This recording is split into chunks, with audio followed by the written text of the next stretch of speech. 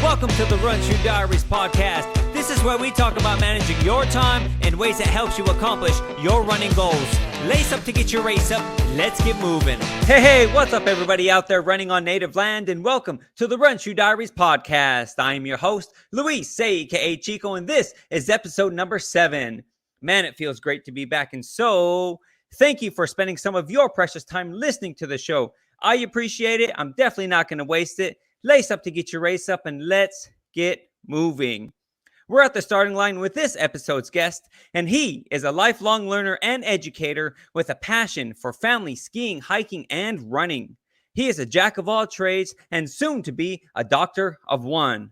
He is the 7th guest on the runshoediaries podcast, so join me in welcoming to the show PhD candidate Justin Gay. Welcome to the show, man.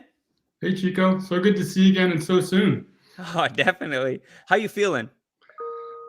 Things are good here, man. I think we chatted a little bit about it, but I just finished up the move to a new state. I'm here in Wisconsin, so things are starting to settle down and feeling good. Well, that's good. Well, as you know, we're on the show that doesn't like to waste any time, so go ahead and give us your introduction to Justin. My name's Justin Gay. I am, like you mentioned, a PhD candidate at Montana State University. I'm an ecologist, very broadly. And the fancy term for what I study is biogeochemistry. And that means I'm studying elements, carbon and nitrogen, and kind of how they cycle through different landscapes and how humans are interacting and impacting those cycles. Nice. All right. So they say home is where the heart is. Where is Justin's heart? So right now it's in Wisconsin. I just moved to Madison literally within the last couple of weeks. Was this move part of your occupation? It was part of my wife's occupation. So the phase that I'm in now for work, where I'm doing a lot of writing for my dissertation, I'm pretty mobile. So I'm still at Montana State, but my wife got a position here. She's also a scientist at the university, and she's doing her PhD. And so we relocated because she's just starting. Oh, okay. So what state does Justin call home? I grew up in Massachusetts. I'm from the East Coast and spent my first 20 or so years there. I then moved to Vermont, and that was for some jobs, but also I got my master's degree at the University of Vermont in Burlington. And then most recently, I was in the state of Montana for 4 years. So I've been hopping around quite a bit. That's great. So I went to Amherst. That's in Massachusetts, right? Yes. Yep. Yeah. So I did that when I was a junior in high school. It was like a pre-college program and everything. And I went there for the summer. It was I loved it over there and everything. So one day I hope to go back again. Awesome. But tell us about growing up in Massachusetts. Yeah, so I grew up in the central western part of the state, and I have one brother, and it was a really great. I had a great experience growing up, and I did my undergrad degree in Beverly, Massachusetts, which is north of Boston, right on the North Shore. Oh, nice. And that was in environmental science.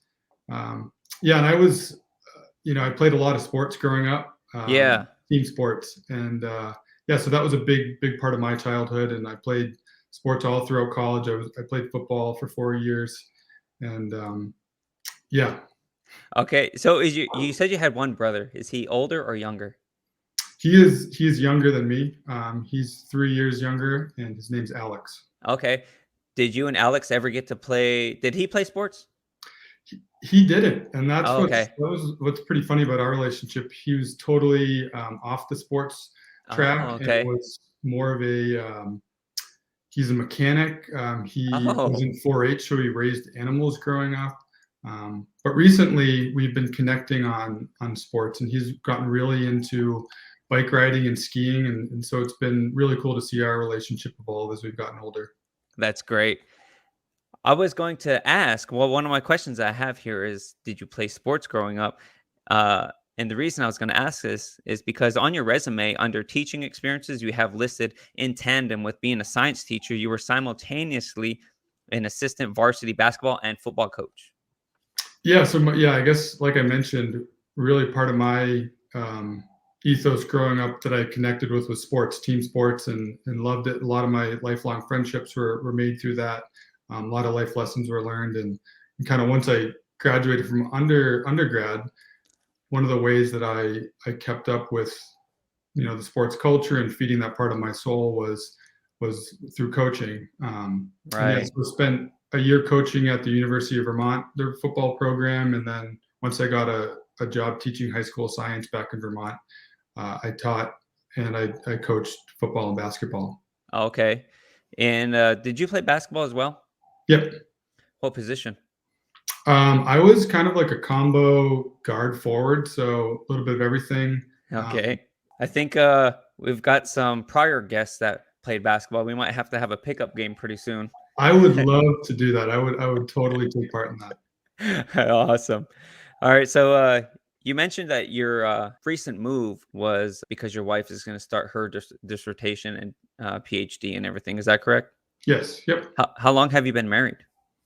So it was 2 years this July. We got married when we were in Vermont, in Montana, and ended up doing it in Paradise Valley along the Yellowstone River. It was phenomenal. It was everything we could have hoped for. Yeah, definitely. I saw the pictures and everything, and man, it's just so beautiful and everything. Your significant other's schedule, is that something that you all have to work together to make sure that you're able to get your training and everything in? Yeah, and it's funny. Yeah, my wife's name's Shaylin, and when we moved to Montana together, and we were starting to figure out our new schedule, she was actually more of a runner than I was. She had done cross country throughout high school, and a few of her friends run, and so she often jokes that when she stopped running, I started running. And she brings up that when we first moved to Montana, I always wanted to get out and either focus on skiing or fly fishing. And I was always like, nah, I'm good for a trail run today. And then kind of once she left and we lived apart for a year, that was really when I started diving into training and kind of putting in a lot more hours.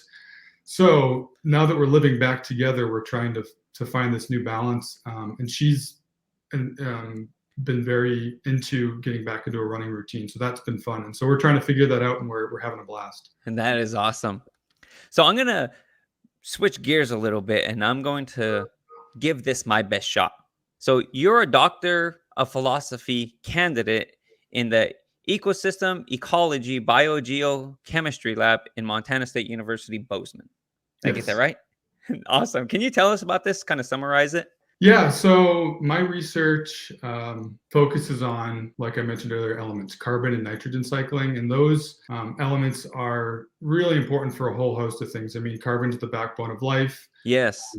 Carbon also makes up things that we talk about when we talk about climate change. Carbon dioxide, methane, those are two powerful greenhouse gases that are in part warming our planet right now. And so my work really thinks about how those two elements cycle through different landscapes and what humans are doing that are changing those cycles for the better or for the worse. And one of my field sites that I'll just bring up because this is a running podcast is definitely. It's in a subalpine meadow. Okay. In the Bozeman area, it's up around 8,000 feet. And these meadows, anyone who's ever run through them, they kind of just take your breath away. Wow. The wildflowers that pop up throughout the season are just gorgeous. They're backdrop by mountains and lakes. But some of my work is looking at how the frequency of disturbance, and when I say disturbance, that means anything that is kind of turning over the soil. Yeah. How the frequency of disturbance is causing patterns of carbon loss. Because what we're finding is that these subalpine meadows are actually disproportionately really important to the carbon cycle. They hold and store a lot, and when they're disturbed, they can lose a lot of carbon. And so that's kind of an example of a natural system that I study. And I don't go too deep into this, but I also study some managed systems, some agricultural systems, and how we can better manage those for crops to keep carbon in the ground. All of that sounds amazing. And by looking at your website, you're doing a phenomenal job on it. And speaking of your website, which is justingay802.wixsite.com, there's a photo that is captioned, "Collecting sunlit needle samples via the shotgun method." Now, excuse my ignorance on the topic, but is that a real collection method or is that the get her done method? I think it's a combination of both. Okay. But yeah, I'm really glad you brought that up. I threw that photo on there as more not as a joke, but it was a lot of fun. We were trying to figure out how to get these ponderosa pine needles from one of our field sites down from the tops of these, 40, 50 foot tall trees. Yeah. And walking around in the woods, carrying climbing equipment. We do big 10-mile loops these days that we go out and sample in that area. So carrying on a shotgun and trying to get those needles down by shooting the branch off turned out to be a really phenomenal method. And I'm not the only one who has done it. It's in the literature, so it is. All right. So some of your research and projects include spatial analysis and mapping. Does your knowledge in mapping play to your advantage in relation to running? And so to clarify that, we can all look at a map and see which direction the course will go. But when you look at a topography map and you read the contour lines, identify the major and minor terrain features on the course, is that helpful in pre-planning for the run? I mean, Chico, I love maps. I think that's one of the reasons that I found my way into science is looking at maps and studying them. You can learn so much about a landscape. And it's really interesting to spend so much time looking at a kind of a paper 2-dimensional object and then to get out onto a course and see it in 3-dimension. But you really did nail it right on the head there, is that if you can really study a map and anticipate kind of what you're going to be seeing either during a race or a training run or a day in the mountains, it makes the mental game a little bit easier because you know it's coming. So I definitely spend a lot of time with maps, both for work and for planning out long days on trail. So all of that leads me to this question. I've noticed that you're outside a lot, which is great. And it makes me wonder, does your running benefit from your occupation? The short answer is yes, for sure. Nice. I don't know what other careers, which I'm sure there are plenty, but for me, having the ability as a field scientist to integrate some running into my work is I feel really lucky. And it doesn't happen super often, but there are a handful of times this past year where I had to get up to a field site to check on something, or to go do some monitoring. And I was able to kind of pack up the lab truck and park at a trailhead and get up to my field site and get a little bit of a run in. That is awesome. So I think this is a perfect segue to break contact with work, Justin, and let's begin talking with Justin, the athlete. So let's begin with your Instagram handle. Let us know what that is so we can follow and support you. Yeah, it's at Skookumchuck. There's an underscore there, and there's 3 O's. So it might be better just to throw it up. How did you start running? Give us that. What is your journey? How did all this begin? Yeah, I was reflecting on that the other day, because if you had asked me even 2 or 3 years ago that I was going to be on a trail running podcast, I probably would have laughed. But yeah, as I mentioned, I grew up with the background in team sports, and obviously you do running in that. I started track and field in high school, so that was, I think, my first introduction to any sort of kind of structured training. But I was much shorter distances. I specialized in the 100 and 200, 400 and triple jump. Yeah, and actually had quite a bit of success in that. And those the only Division I scholarship offer I got was for running.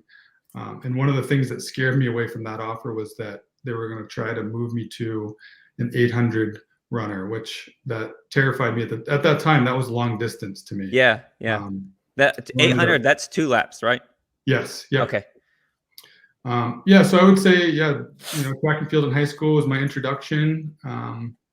And then I would say my next kind of foray into it was one of my first jobs out after undergraduate, is I got a job in the White Mountains of New Hampshire, working in their backcountry facilities known as the AMC hut system. Okay. Huts that are situated along the Appalachian Trail, about 3 to 5 miles into the backcountry. And throughout that job, just the people that I was surrounded by and a lot of the aspects of the job involved spending a lot of time on trail. And we learned pretty quickly, if you were able to run those distances, that you could get your job done faster. You could go explore more places. Heck yeah. Yeah. That's awesome. And to my understanding, many of your friends during that time went on to become sponsored ultra runners. Yeah, I've had the phenomenal privilege to follow my friend Katie Scheide's journey from running around in the White Mountains to a professional trail runner over in Europe. Man, that's awesome. A lot of success. So it's been really fun keeping in touch with her and picking her brain occasionally. And yeah, I'm really happy for her. That's awesome. Hey, if you're listening out there, we're coming for you. We're probably going to be asking you to be on the podcast next. You know, it's funny. So this is along the same lines. I would like to have a part-time job at Walmart. And literally all I want to do is be a cart getter. Like, I want to run out there, get the carts, run them back in. That's, if you can pay me to do that, like, I seriously think I would do it. It sounds like one heck of a workout. Yeah, definitely. I mean, working all day and you're getting training done and you're getting paid. I mean, best of both worlds. Yeah, there you go. So on your Instagram, there are many photos of you and Beau. Who is Beau? So Beau is my 3-year-old, or I should say my wife and I's 3-year-old hound mix.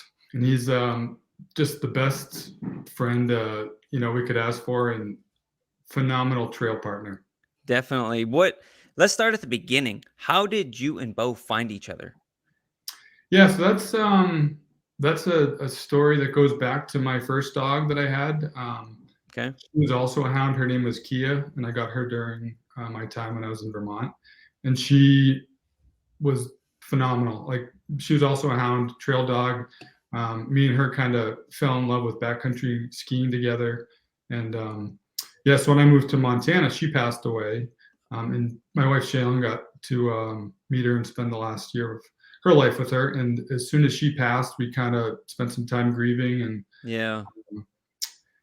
went out I think within a few months after Kia passed to just start looking at the dog adoption process, because we really had the void in our lives from her. And the first trip we took to the animal rescue in Bozeman, Montana, where we were living, we walked in saying, we're not getting a dog today, we're just going to figure out the process, and we're absolutely not going to get a puppy. We're just not in a phase of life where we can do that. And long story short, we walked out of the rescue with a puppy that day.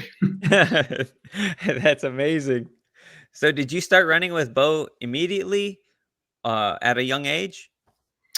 Yeah, so the background research that I've done kind of suggests that running with a dog right out the gate is not fantastic, as their body, their bones, their muscles develop. And so really for us, the first, I would say, half year of his life just focused on kind of introducing him to new environments and to new external stimuli. So whether that was just kind of getting him outside on a trail and letting him play around, bring him to a stream, bring him into the snow.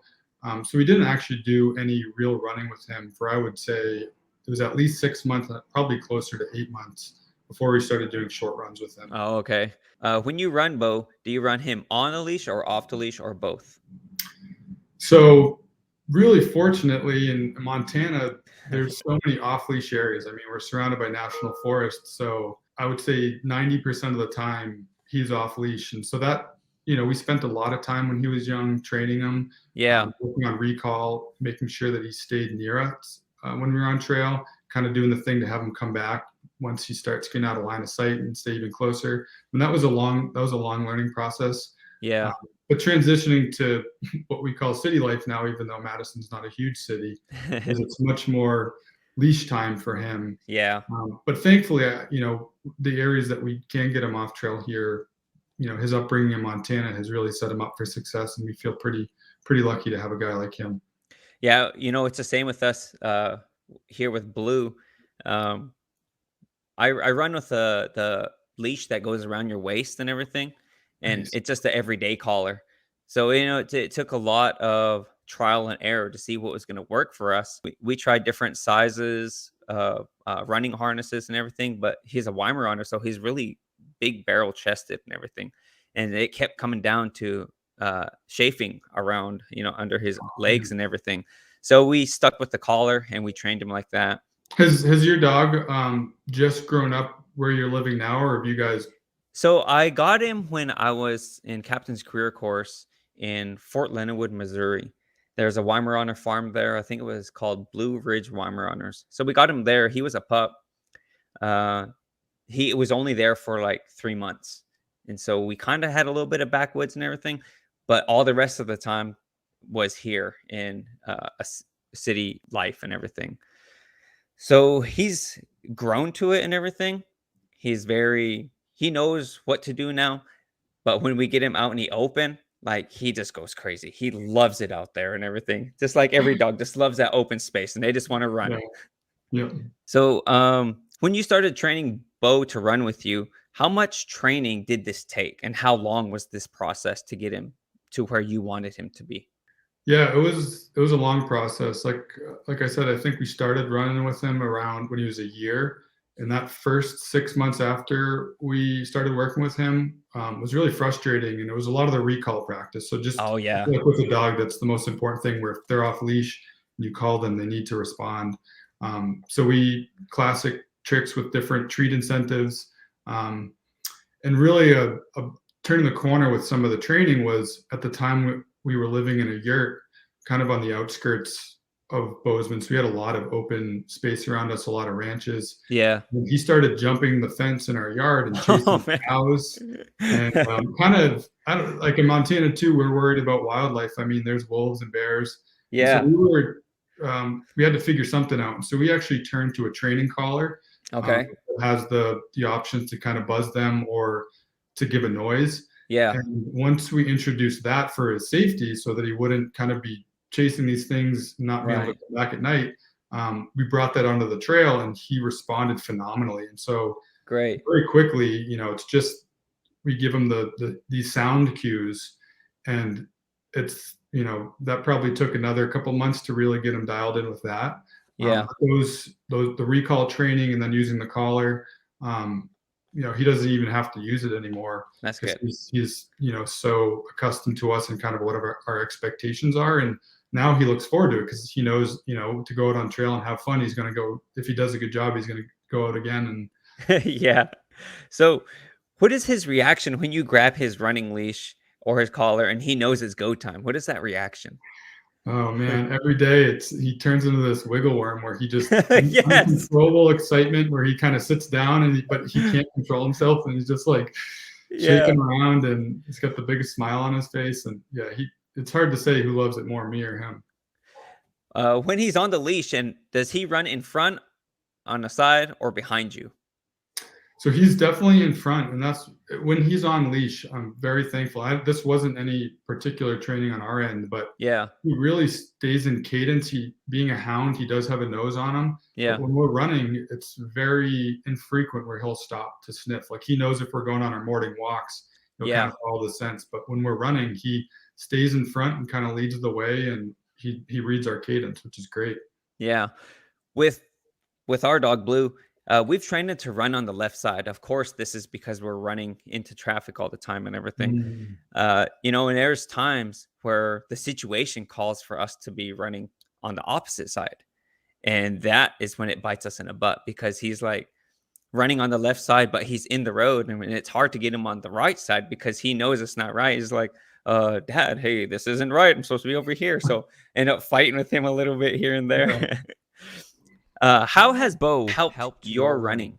Well, I think I mentioned earlier, so when Chalon left Montana and we were kind of doing our year apart, I kept Beau. It was a hard decision, but kind of keeping him in Montana for a little bit longer was, I think best for him. And so taking care of him by myself, grad school has a pretty bit of a flexible schedule, but, I still have, meetings, have to be in the lab, field work.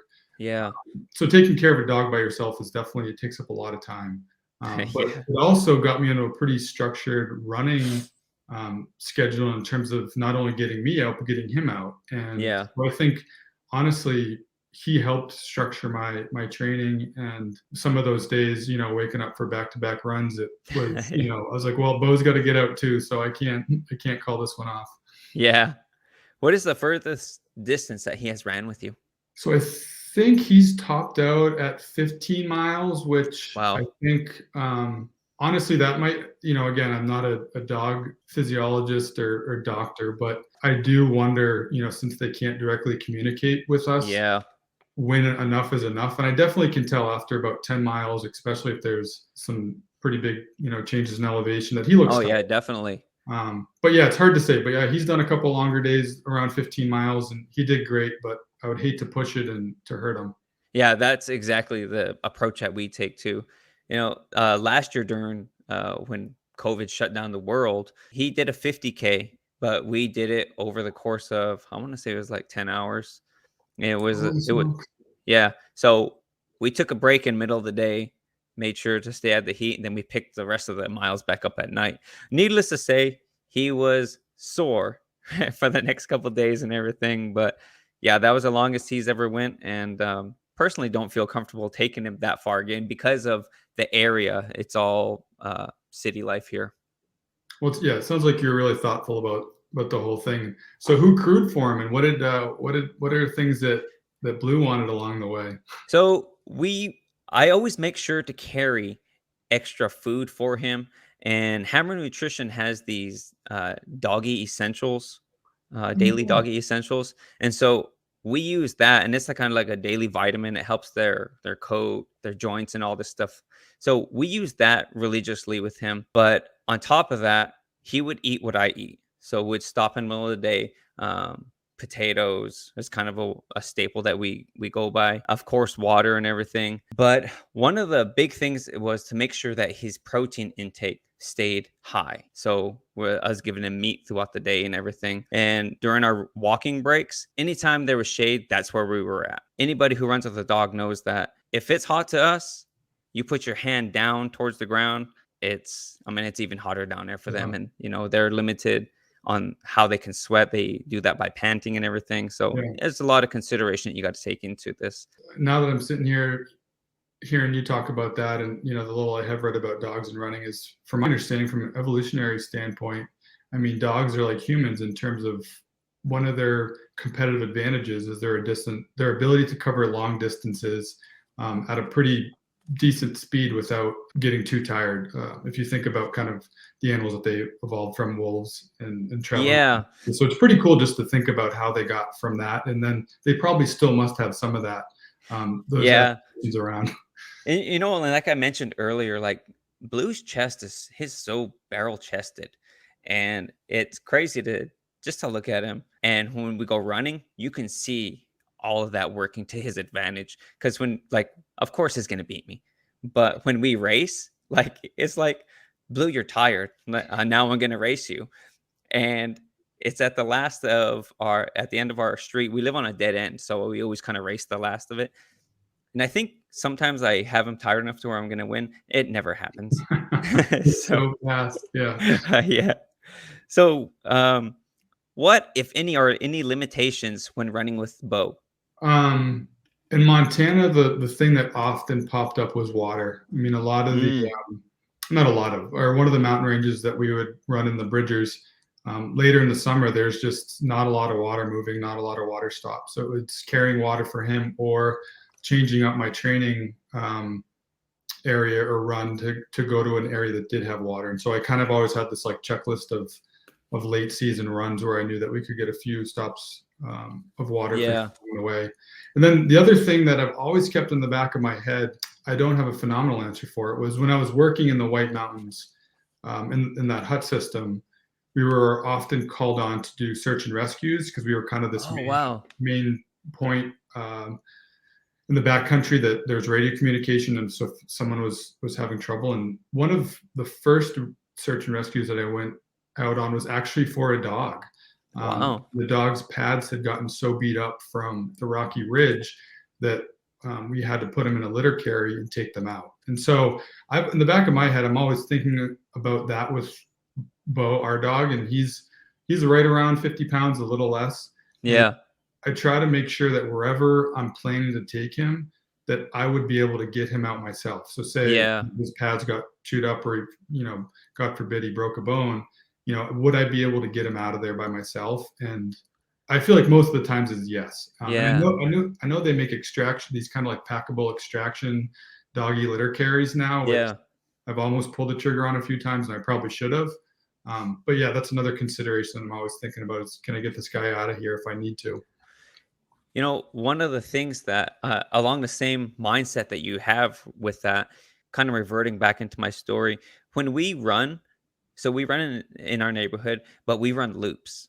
So anywhere I'm at, the furthest I'm away from my house is like 2 miles, which is pretty much a straight shot.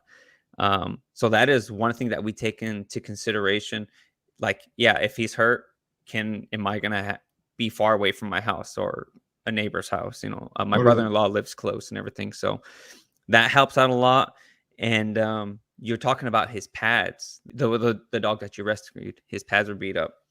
You know, and Blue, he is right now actually has some scrapes on his pads. And so what happened was he jumped into the back of my pickup truck, but he did it at a run. And so when he stopped, he slid.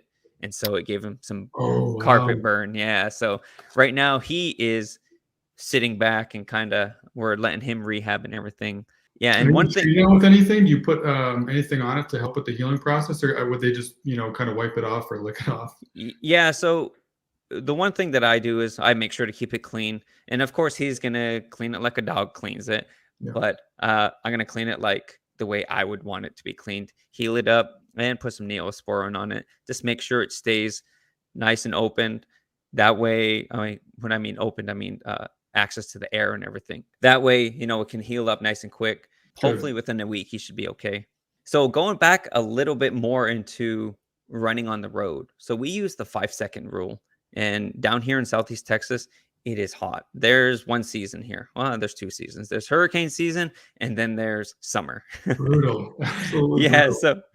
So we use the 5-second rule. So usually we'll put the back of our hand on the pavement, and if we can hold it there for 5 seconds, it should be good enough for him to at least run on. You know, and of course we always try to run him in the grass, but that is one of the considerations that we use.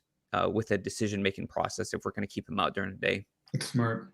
Yeah, that's totally something. I mean, the total opposite in Montana, and I'm anticipating here in Wisconsin, is in the wintertime with how cold it gets. And one of the things we have to think about with that is when they treat the sidewalks with salt, which in Montana, they don't use a lot of salt, which is to kind of protect the waterways and all the blue ribbon trout streams. But from my experience here in Wisconsin so far in the Northeast, is a lot of salt is used to prevent icing. And so that can be pretty harsh on the pads and the feet of dogs. So kind of moving even more towards trails away from sidewalks in the winter is important.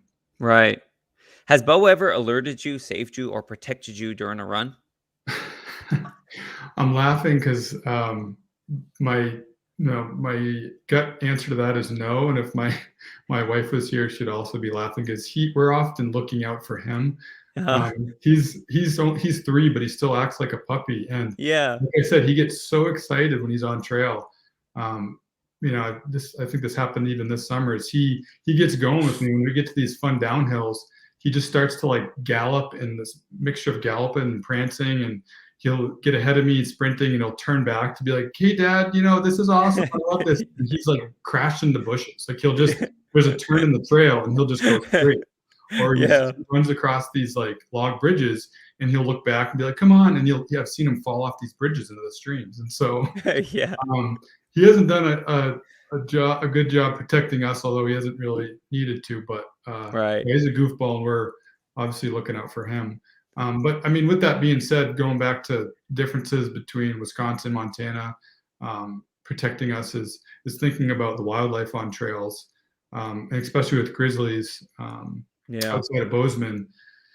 That was one thing I would take into consideration too. In some areas where I knew that it was more densely populated with grizzlies, I wouldn't bring him, because often dogs can get you into more trouble. They'll be ahead of you. They can startle a bear just like you can, and a bear's not going to be kind of chased off by a dog, especially if she has cubs. So yeah, but we don't have to worry about that in Wisconsin, so that will be nice. Well, that's a good thing. What advice would you give a runner that is at the beginning stages of running with their dog? That's a great question. I think just like with humans, I mean, really paying attention in those first kind of runs you get on with them is to just watch them, and their body language is so telling. With their tail, with their facial expressions, and like anything, you don't want to be forcing them to do something they're not having fun with. They need to create a positive feedback loop of a positive experience and positive memories. So going slow, introducing different trail types, kind of one at a time, whether from dirt to, from asphalt or gravel, and doing things slowly. And I think patience is hugely important. Like it took such a long time to get Beau to a level where we feel really comfortable with them. And there was a lot of headache and a lot of frustration. And so patience was really key.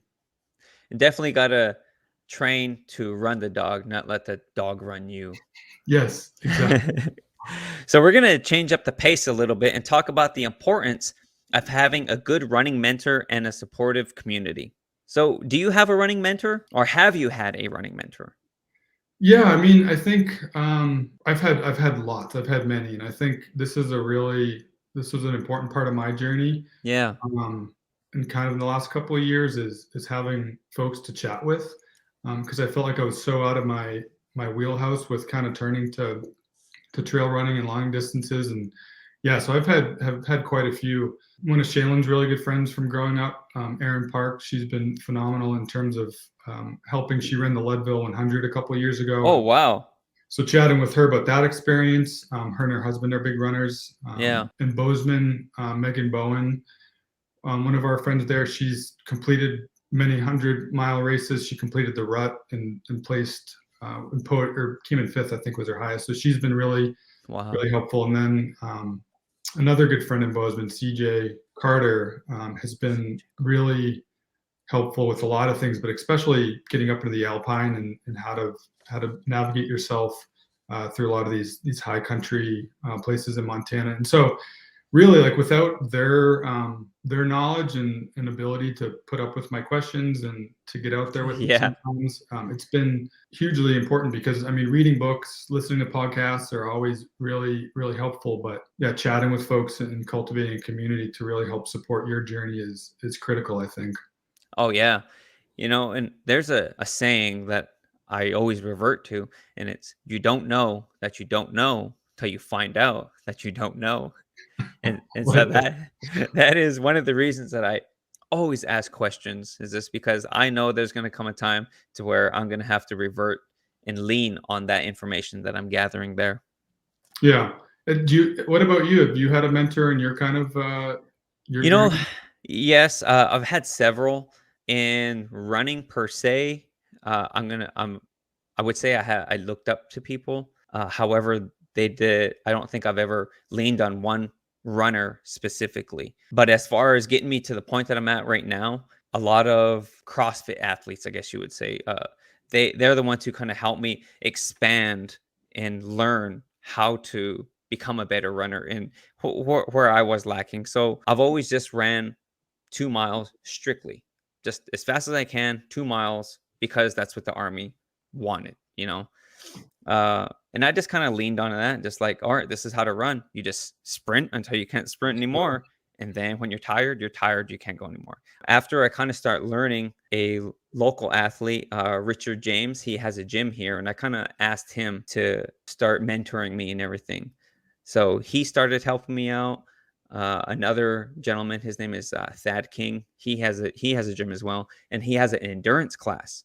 So those two athletes together have kind of start helping me learn how to run and everything. And there was just things that I didn't know, I mean, of course, somebody can tell you, but again, if you can't put it into practice, it's just words until you start seeing it work for you. So those are the two guys who really, really helped me out. And of course, I have the supportive community behind it, which we'll get to next. For me at the gym, a lady named April, she she actually is the first athlete that I looked up to. She ran 100 miles and she had a YouTube video. And that's kind of how I was like, oh man, I look at her do it. I can do that, And so I start branching out and talking to her, and she started mentoring me, moving in that direction.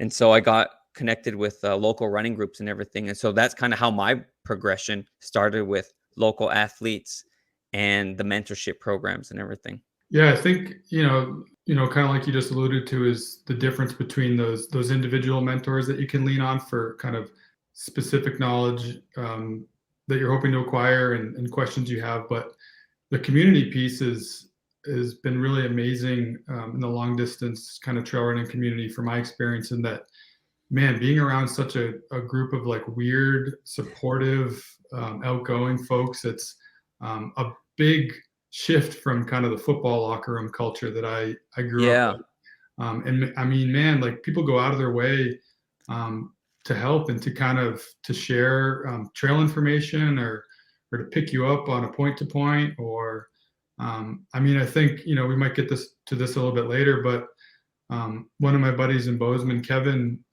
he's kind of similar with me, starting his journey with long distance running, and he showed up at the end of the rut, and I didn't know he was going to be there, and I was at such a low point, and the fact that he just kind of drove all the way up from Bozeman to meet me and walk with me for like 5 minutes, it meant everything. That's just, there's so many examples of that, and it's a really cool community to be a part of. Right.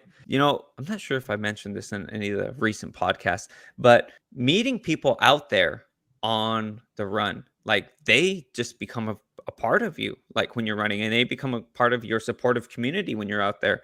And it's funny we were talking about this because my next guest is one of them people that I met on the rut out there. So since we're starting to talk about the rut and everything, you crushed it out there. Like, it was amazing to see you at the start and then at the finish. Yeah, and that was all serendipitous too. I mean, both times, just running into you on the check-in day, and then seeing you at the end and just walking by each other. I mean, that was really cool. So for everybody listening out there, the way that we, I guess, met was he was wearing the shirt that we were going to run in, and so we eventually, on race day, we had the same shirt on, and it was the Moun10 Ultra Masters Vert Challenge shirt, right? Yep.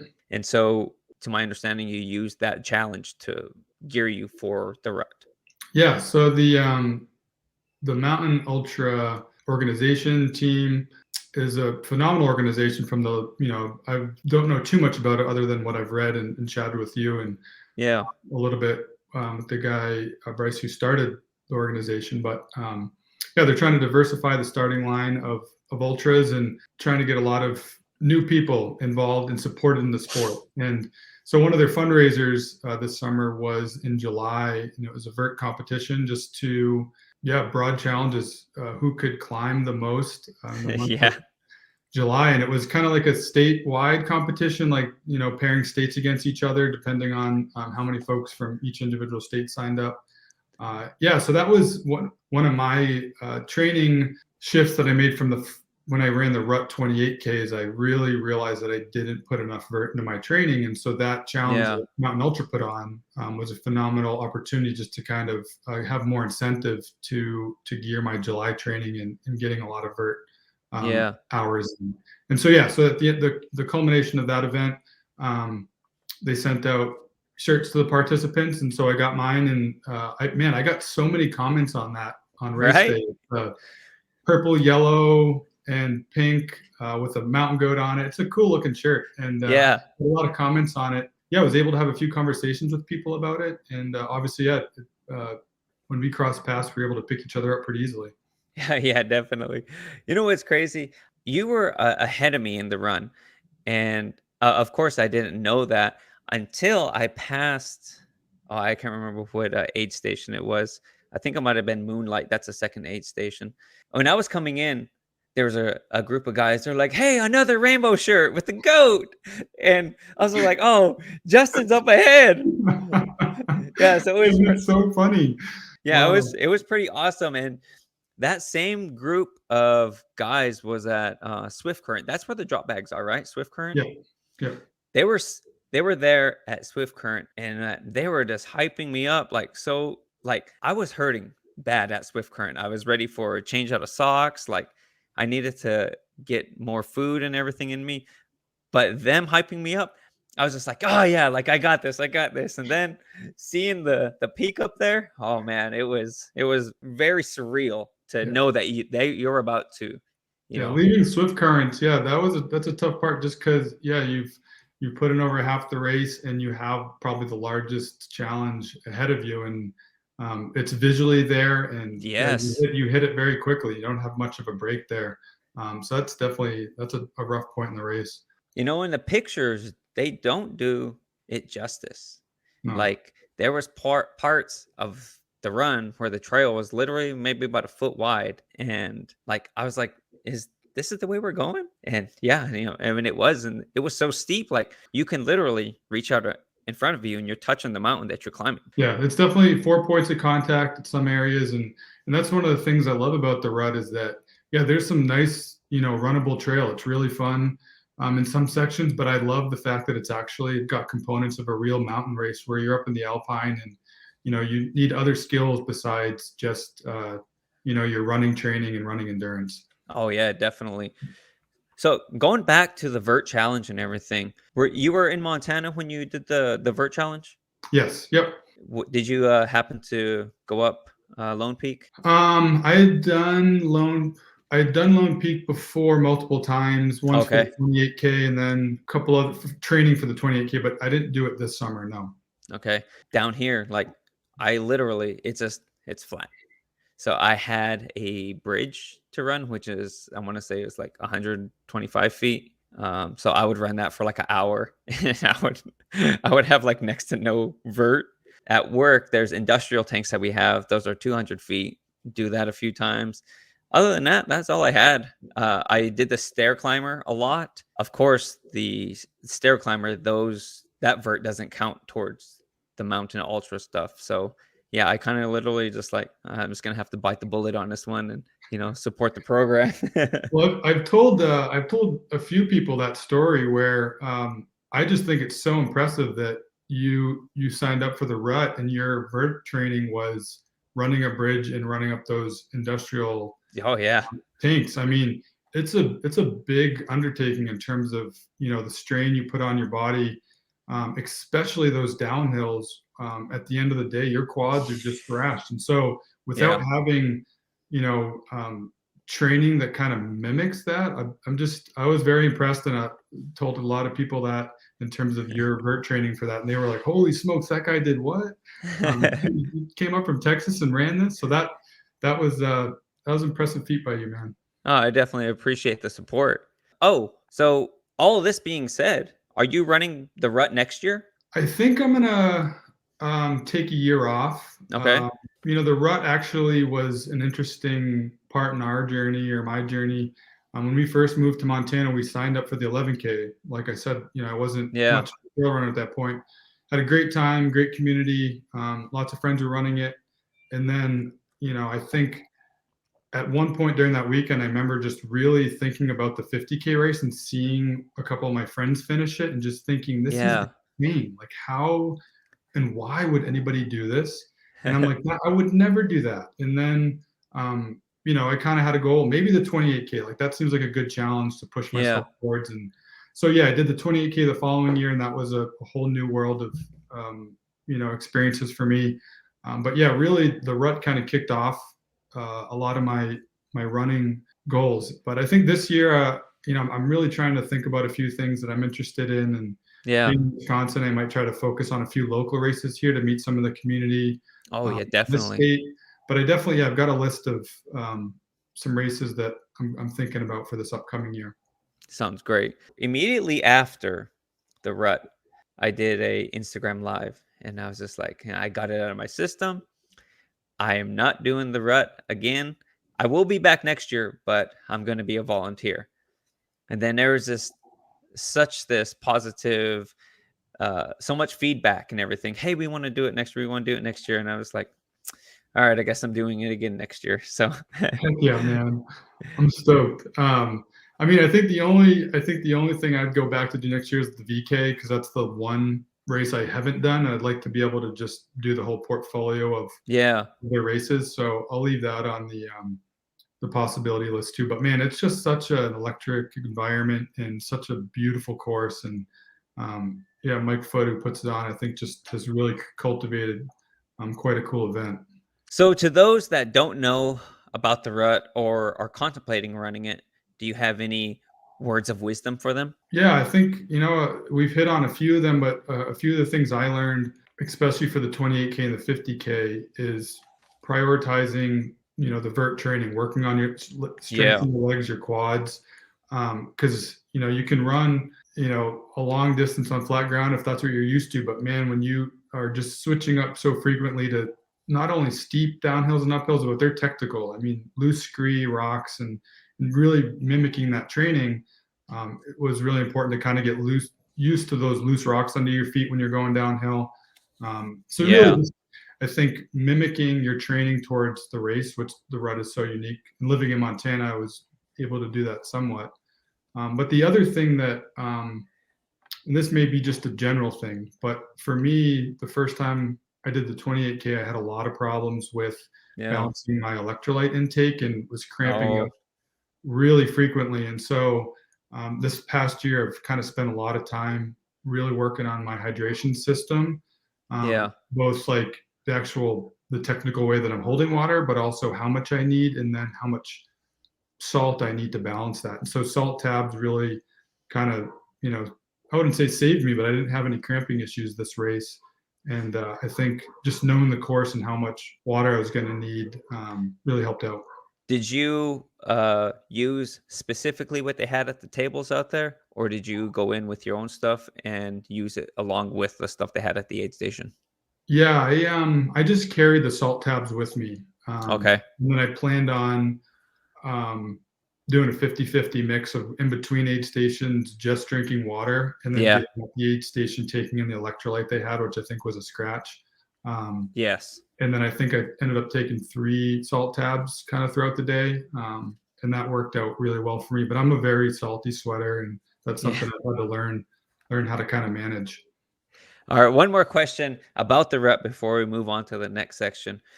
Tell us about hitting that crest. When you finally get to Lone Peak, how does that feel? Oh man, it's I mean, I don't know quite how to explain it in words, because it's one of the reasons I love specifically trail running in mountains. Is it's this euphoria where just like something comes over you, because either one, it's so beautiful, two, it's so hard, a combination of both. But I just, these natural spaces that you have to use your body and your legs to get to, it's just a really powerful feeling. And it's addictive, and it's a lot of endorphins. And yeah, the best way I can describe it is just this euphoria that takes over your whole body. And it's emotional, man. Like it's I'm happy and sad. I got tears in my eyes, but it's like a happy sad. I don't know. It's just very emotional. Yeah, man, that was my first ultra run in Montana. And, growing up in Montana, I've had all this stuff, at my disposal my whole life. I just kind of took it for granted, didn't ever do it. Then I move away, and then now I have to pay. I have to take leave. I have to go do, to go do all this and everything. That was by far the most meaningful run of my life, was that ultra and everything. And so anybody out there who is contemplating running it, I highly suggest it. If you do the 50K, it's 31 miles. Elevation gain is 10,500.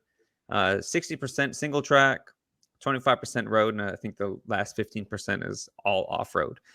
It is very arduous, but it is very, very rewarding. Yeah, I would definitely, I agree with that. And just, it's a very cool experience. And it's one that you definitely want to put on your list. Oh yeah, definitely. All right, so I'm going to ask you a few amusing questions about yourself. So what do you consider is a great gift for a runner? Great gift for a runner. I think, well, for me, I'm a big hat guy. And Running hats are something that I'm starting to dive into in terms of being a little bit more picky about them, how breathable they are. Can you kind of take them off your head and get the sweat out by squeezing it in your hands? Can you throw it in your bag? So yeah, I think, and I again, I'm a big sweater, so you know, I have to wash them multiple times a week. So having multiple running hats is important. So that's one gift that I would appreciate. Yeah, definitely. And you know, it's funny. I have the Moun10 Ultra hat right here. And this is, so I started trying to make running hats for the podcast and everything. And I got so far as using trucker hats, and I was just like, well, you know, cool. Then this came out, and I was just like, oh man, this changes the game, you know? So now I'm kind of went back to the drawing board and everything. So Bryce, I'm probably going to need your help on that one. Do you have any running events that are on your bucket list? Yes. But actually, now that, you know, we're going back to kind of races coming up, I just signed up for, it's not a running race, but it's the Berkey, which is a 50K cross-country ski race that's held here in the North Country of Wisconsin. And it's kind of this massive event from what I understand. It's kind of like if you live in Wisconsin, you got to do it. People travel from all over the world. Yeah. But so, yeah, I'm lifelong skier, but I have never done any sort of long distance skiing event. So that's kind of that's in February. So that's kind of shifting gears towards some training for that. Oh, wow. So tell us, for us that don't cross country ski like this, can you relate that to running? Like, can you compare those and tell us about that? Yeah. So, and again, I'm venturing down a road here that I don't know quite as much about because I've focused mainly in kind of backcountry, you know, alpine style skiing. And this race is a cross country Nordic race. And so I'll be participating in the skating event. And the skate skiing that I've done and the limited training that I've done is they're very comparable in terms of, you know, kind of Nordic skiers have some of the best trained cardiovascular endurance systems in the world. And so you do a lot of the same things, a lot of the training mentalities, core workouts, lower body workouts. And so I'm looking forward to it because I might, you know, chat with a few folks and switch a few things up, but I think they're very comparable in terms of how I'm going to approach the event. But in terms of running, yeah, they're the Bighorn kind of race series, Wyoming. That's when I moved to Montana, was always high on my list. And so I kind of been eyeing that. And then I think I mentioned earlier, Wisconsin, there's an Ice Age Trail ultra series that they run out here on the Ice Age Trail, which is kind of Wisconsin's state scenic long trail that kind of runs through areas where the last glaciation 12,000 years ago kind of stopped and started to recede again. So it's really cool kind of topography. And then the one that it's not a race, but it's a course. And I think I mentioned earlier, working for the Appalachian Mountain Club in the hut system. Yeah. There's you know, people do it for the FKT, the fastest no time. They hit all the huts, and it's called the Hut Traverse. Yeah. And I think the numbers off the top of my head are 50 to 52 miles, 13,000 or 15,000 elevation gain. Oh, man. And so working in the huts, a lot of folks ran that, and I just, not being a runner at the time, I never had interest in doing it, but now kind of doing a lot of my you know, long distance trail training, I'm like, man, I need to go back. And I worked in the huts for 3 years. I got to run this thing. So I'm going to get up there at some point and do the Hut Traverse. And I'm not breaking any records, but I really just need to get it under my belt. Oh, definitely. I totally understand that. So those are some warm-up questions for you, because next section we're going to move into is the 5 to stay alive. But before we do that, is there anything you want to touch base on or go back to and expand on before we move on? I don't think so. Yeah. All right, so the next section is the 5 to stay alive, and these are the questions that I ask every guest about themselves and what keeps them going. Justin, are you ready to answer the 5 to stay alive? Yeah. All right, question number 1. Do you run with or without music? And if so, what is one power song that is on your running playlist that motivates you? Yes, I do. I guess the caveat to that is that being in Montana, when I was running on trails that were in grizzly country, I kept earbuds out, but I do like listening to things. And oftentimes it is podcasts, but I love listening to music. and often keep it, in my vest for the later part of a run. If, it's the end of a long run, it helps you get to the end. And yeah, specifically, one song that's coming to mind is Get Down, which is by Nas. Okay. And then I listen to a lot of Wu-Tang, classic, Cream. What? Is one of my favorites.